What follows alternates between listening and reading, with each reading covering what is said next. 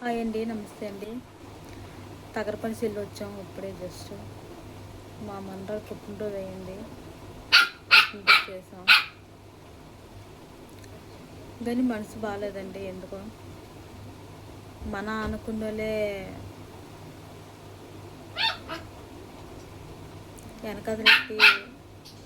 వెనకాదల నుండి మోసం చేస్తే తట్టుకోలేము.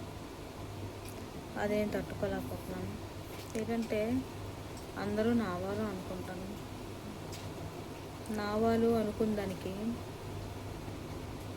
నేనైతే ఇప్పుడు వేరే ఆవిడైతే వేరే నేనుండే సిచ్యువేషన్లో వేరే వాళ్ళైతే బతకరు. కానీ నేను ధైర్యంగా బతుకుతున్నాను. వెనకత నుండి గోతులు తీస్తున్నారండి. ఎవరు కాదు, ఎవరో అనుకుంటే కాదు. నా దగ్గర నా వెనకదలుండి నా గోతులు తీస్తున్నారు. నేను మంచిగా వెళ్తే నన్ను మంచిగా వెళ్ళవట్లేదు. నేను మంచిగా వెళ్ళి ఈరోజు నా పరిస్థితి ఎలాగ ఉందంటే, నెల వచ్చేటప్పటికి 30,000 వడ్డీగా డబ్బులు 30,000 ఉంటాయి. కానీ నేను మనిషిని ఇదవలేకపోతున్నాను. అలాంటిది నేను బాధలు పడుకొని నేను బయటకు వచ్చి ఇలాగా అందరూ ఉంటే నవ్వుతానండి. ఒకదాన్ని ఏడుస్తాను. ఎవరితో చెప్పుకోవాలని కూడా నాకు అర్థం అవ్వదు. నేను చేసుకుంది నా చేతురాలు నేను చేసుకుంది ఇదంతా. ఏం చేయాలనేది కూడా నాకు అర్థం అవ్వట్లేదంటే హ్యాపీగా వెళ్ళాను, ఏడుచుకొని వచ్చాను. అలా అయిపోయింది నా పరిస్థితి. నేను ఏం చేయాలనుకుంటున్నా తెలియదు. ఒకదాన్ని ఉంటే ఏడుస్తాను, అందులో ఉంటూ నవ్వుతాను.